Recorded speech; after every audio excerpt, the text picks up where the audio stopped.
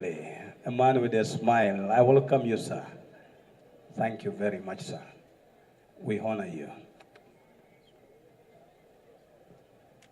Bananga abasoga twena tukube engalo nga twaniriza Bishop mu kitundu muno. Muteeku n'emizira banange. Twire mutukube engalo nga twaniriza Vice President wa Republic ya Uganda.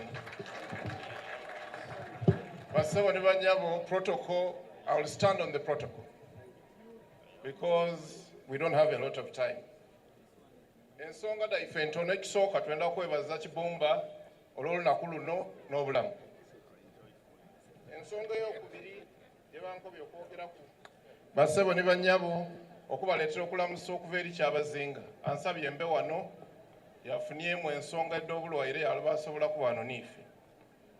Aye baba Kyabazinga ankobye nti yafuna obwire yayogera ne Bishop era bayikirizaganya mu ngeri y'okutambuza obusoga buno. Baba weebale kuyidda kukyalira ku Bishop.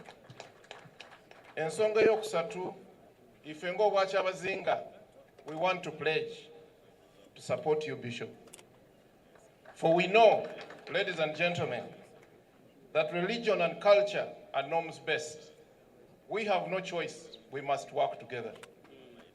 And we must reconcile all differences, drop all unacceptable practices, such that Busoga can move in one direction. We thank you. Twenda okubebaza. Ekyokubiri, because of that, Obwa Kyabazinga bw'asabye MTN yata omukolo guno $5,000,000. Nsuubire nti didda kutuuka liyamba omukolo guno olw'omukwano gwaife n'ekyaki. Ekiyira ku ssebo Bishop as an associate professor, a PhD, a very bright man, the bar is very high. The bar cannot be higher than yours. Sebo, we expect exemplary stewardship and leadership. Ekiyira ku basebo ne bannyabo, as Busoga goes, Sebo Bishop, tuli kusaba tulwanise endwaire, obwavu n'obutamanya. Era tuli kusaba ssebo okwosa structures do eda Mothers Union, Fathers Union for socio-economic transformation. Tuzira maani nga baba totuyambye.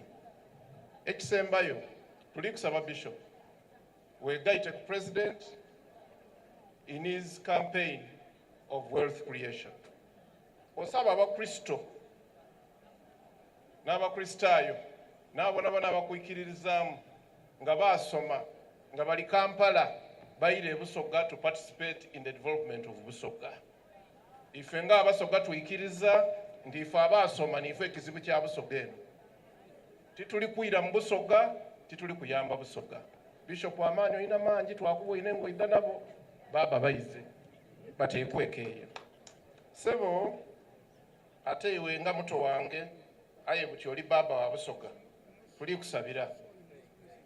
Tuli kusabira ino increasing okwikiriza kw'abakristaayo, assets da Busoga, ni well-being y'aba reverends n'abonabona abawumwire niwe rata ogwo mulimo gwo ssebo baba niwe ino otulabirira. Ekisembayo tuli kwenda okwebaza Archbishop baba weebale kuyidda ate enaku lino ttiimu yewangula ino tolifuna mutima munankani guno. Baba weebale kuyidda mu Busoga muno tuli kwenda okwebaza ssebo weebale kuuma mutabani waife Bishop Bwalo oyo weebale kuba serviceman mulungi ino olwaleero Bishop. Busoga eno ekwenda era nasaba Abasoga mwena nti tukole obwire tujje tukyalire ku Bishop Bwalo gyali tubalage nti gyava twena tumwenda nga batuyirayo. Ndi kubasaba ni wano wabairewo Deputy Mufti, another export of Busoga tidyo bakaaliwo avuirewo baba mwebale tukiikirira nga tuyirayo katusabe Katonda atutambuze bwera era tusabe Katonda akuwa obuwangazi n'okulembera Obusoga buno bulungi.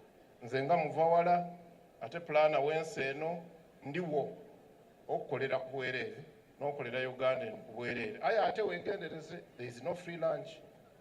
Every time they give you lunch, you have to pay for it. Katonda Avenue.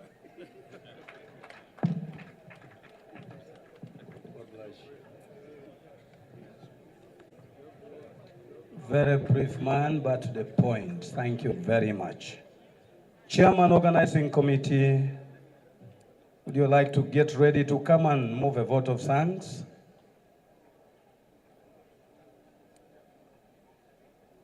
Excellency.